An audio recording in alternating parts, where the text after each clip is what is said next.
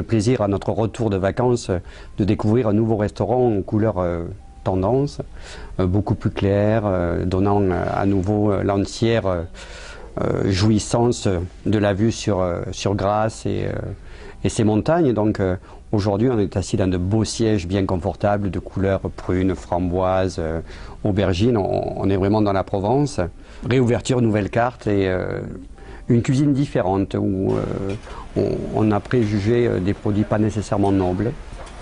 On a mis un maquereau retravaillé avec une gelée de pêche et citron, quelques petites fleurs. On est toujours très présent dans le goût. Un cœur de saumon qui est légèrement mariné avec une huile parfumée, servi sur une gaufre avec un chutney de potiron et un espuma au limoncello. Donc on est resté en Provence, mais avec des produits d'une superbe qualité où on mange un saumon magnifique, beaucoup de fraîcheur également. Ce sont des plats qui vont se déguster d'abord visuellement. Le premier coup de fourchette naturellement va lui révéler la puissance du plat et la technique que l'on a pu investir dans ses créations, et on arrive à une certaine émotion, donc ce qui est quand même le pari important et le but de toutes ces recherches. Nous sommes allés également voir un ami qui est un peu plus haut dans la montagne, qui me fait des escargots. Et l'escargot, ça peut être classique, et nous on l'a revisité d'abord par sa qualité. On a pris un gros escargot qui est poché dans un courbouillon qui va être bien parfumé avec un tout petit peu d'anis à la fin, et on retrouvera cette pointe quand on mange l'escargot. Et on a posé ça sur une royale de topinambour, et nous avons fait un caramel d'oignon. Le produit est moelleux, même s'il est gros, il n'y a pas de mâche, c'est vraiment très agréable. La mer, bien sûr, elle est au pas ou à la porte, je dirais, de notre belle maison, le Macandie. Saint-Jacques, c'est la pleine saison, quelques artichauts, petits artichauts, les premières asperges, un peu de morille, un jus très court, très parfumé, un filet de loup de ligne bien sûr, cuit tout simplement. Et nous avons fait là un grand voyage, sachant que j'étais au Japon début décembre. On l'a fait très japonisant avec un jus de yuzu, et nous avons pris un riz à sushi qui a été repoêlé, dans lequel on a mis les condiments de Provence qui sont aujourd'hui une petite cébette, un petit pois, une févette. On reste très naturel. Après, on voulait quelque chose d'un peu plus Provence, donc on est parti sur des gambas sauvages avec un confit de légumes tout simple, qui est accompagné tout de même par un sorbet framboise. Donc tout ça, c'est cuit à la minute, un tempura pareil à la japonaise, très aérien, avec un peu de cébette, un peu de ciboulette. Donc le fait de le tremper, juste le temps de la cuisson, amène lui une cuisson parfaite à la gambasse. Donc c'était assez sympathique.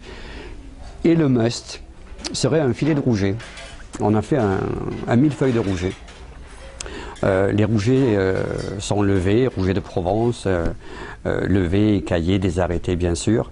On met ça dans quelques gouttes d'huile, on cuit juste à la salamande côté peau. Et on a posé ces rougets sur un fond de brousse de brebis aux herbes. Et après, on a fait un petit tartare de cèpe. Et on a monté ça, brousse, tartare, le filet de rouget, tartare. C'est servi avec un jus réduit à la moutarde et juste 2-3 légumes. Donc c'est très visuel. La viande, bien sûr, puisqu'on se doit de penser également à ceux qui n'aiment pas la mer et préfèrent quelque chose de plus fort, de plus riche. Une selle d'agneau avec quelques légumes d'ici.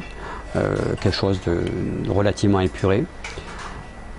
On est resté sur une note un peu chasse avec un filet de lièvre que l'on va juste poêler à la minute avec une sauce au chocolat.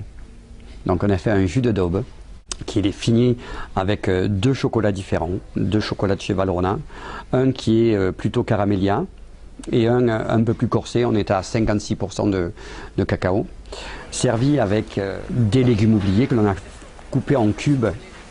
Et on a 5 ou 6 couleurs totalement différentes, donc le visuel est assez sympa.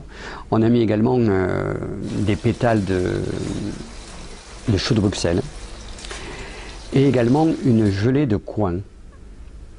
Donc on poivre, je dirais quand même allègrement, notre filet qui est servi saignant, et on nappe donc de cette sauce chocolat, et c'est très très chantant. Pour ne pas renier mes origines, étant du Sud-Ouest, il était difficile d'oublier le foie gras, d'oublier l'Armagnac, et voilà quelques années, j'ai créé un plat qui s'appelle la tatin de foie gras. Donc merci aux sœurs Tatin, et on l'a un peu modifié avec une escalope de foie gras qui est juste poêlée sur une face. Nos pommes sont des golden que l'on a cuit au four préalablement, et on va disposer donc sur une grosse tatin, on va mettre 100 g de foie gras, donc poêlé, à l'intérieur de cette tatin, et nous avons une réduction donc sur une base Porto qui est terminée avec un très bel Armagnac. Et on fait verser ce jus réduit par nos serveurs sur cette tatin à discrétion, et on laisse la sauce également sur la table si les gens veulent se resservir, parce que c'est un plat vraiment gourmand. Donc ça, c'est mon plat signature, c'est le petit clin d'œil au Sud-Ouest. Et c'est Serge Joulmès, c'est de la puissance, c'est un joli visuel, beaucoup de rondeur et beaucoup de passion. Et nous, monsieur, en cuisine, nous buvons du champagne.